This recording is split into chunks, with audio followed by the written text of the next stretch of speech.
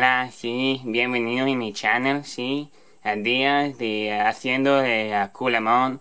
And then in like fully bogan Australian, g'day and welcome to my channel. Today I'm going to be showing you how to make a coolamon. Right, so anyway, we're going to take something like this, or well, basically we're showing you some steps here. You take something like this, you get yourself one of these little fancy doohickeys, or you can get a piece of string, is another good option. You get a piece of string and you scribe that around. I'm sure you know what this is, a little compass, right? Yeah, you don't need to know how to do that. Circle, right? Now, I'm not wanting to make a perfect circle here, so it's actually a little bit offset. The inner line here is actually where the circle is, but I'm wanting it to go a little bit further out because the piece of wood I was working with was a little bit further out. Now, eventually it'll look sort of something like this, but I'm going to be making it, as I said, more circular. So this one was more towards your traditional coolamon shape, which is a bit more tapered towards the points. Alright? Now, there is a number of options you can use for tools, right? Now, eucalyptus is not the hardest wood you're going to find, so you can find a lot harder wood, like casuarina. So this is one of my, what would you call this, a hammer or a mallet, right? It's just a bit of hard wood. I'll show you another one I've got. Another good one here. As you can see, it's had a bit of wear and tear. Anywhere that you have like a little knobbly notch like this is going to be perfect as a mallet. I've got another one as well. I'm breaking them in. I'm breaking it in. I was experimenting with friction fire on this one too. And yeah, again, it's just a real hard chunk of wood that isn't going to break. Sorry if that was too loud for you then. Now, you can use a chisel, but again, you could use a chisel, which is what I've been doing for the most part, but you don't need to. What you can do is just get a piece of wood and make sure it's got a little taper like this to it. Alright? So again, you can use casuarina because it's good for spears. And you've got your grain with this guy, right? So the grain's running down this way.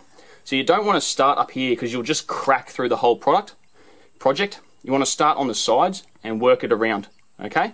So I'll demonstrate using this little doolie just so you can see, right? So you've got the flat point like that. You hit that there, and you crack that there, and you go around, around, around, around, around. And when you get to the middle point here, you come back over to here. Because again, if you strike it from this midpoint, you're going to crack your whole project. So you come back to the edge, and you work your way back in. Now you want to leave a little bit of a gap, because there might be the chance that you'll nick off too much. And when you go to sand it, you want to be able to get a nice smooth sanding to it. So again, and I'll just demonstrate that it does actually work when you do it with just the wood piece too. And make sure you can see that from there. Got to work it so you can see it and so I can see what I'm doing. Rightio. So just like that.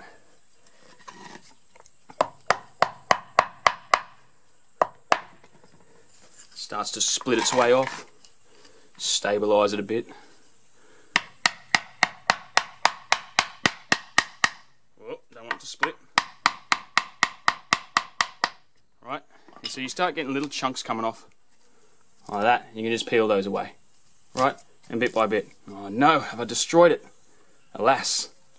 Anyway, I can always shape that round, and I can always use a bit of the resin that we used in one of the other videos to glue that back together using a bit of wattle sap. But that's the basics of it. Alrighty. So, here's that same little coolamon all finished off. Has a nice little plate. It still needs some sanding, and obviously I've got to do some other stuff. Now, in the last little section of the video, you saw that I cracked this off there by using an inferior piece of wood as my chisel. To be honest, I've never actually used wood as a chisel before. I was simply demonstrating that it can be used to crack through to coolamons, which it can. Now, I had to glue that back on because I wanted it to be a nice, beautiful circle. And what I used here was something I prepared earlier, and I've done a video on before, of resins. You can look up my resin video. Now, this here is actually a ball of acacia gum, mixed with charcoal dust. Okay? Now, you can melt this back down by using hot coals from a fire, or hot stones is even better, because you don't want this to actually catch fire, because it'll change the entire molecular structure and make it a crumbly mess of crap that does nothing. Now, I wet this one down because we're in a total fire ban, so I just put in a cup of water, And then what you get is all this stuff here, right? And you go like that. And you can just strip that along what I've done there. Oop. And then this here is glued so strong that I can actually hold that by the crack there.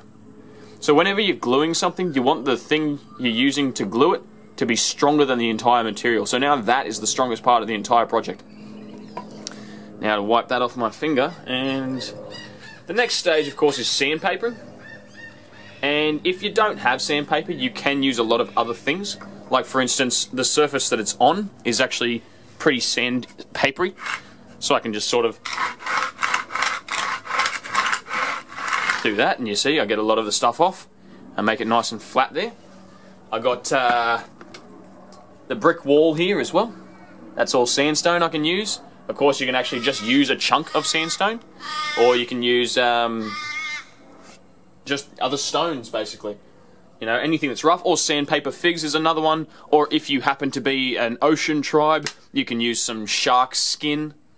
There's all sorts of options for sandpapering, but I'm going to leave that there for now.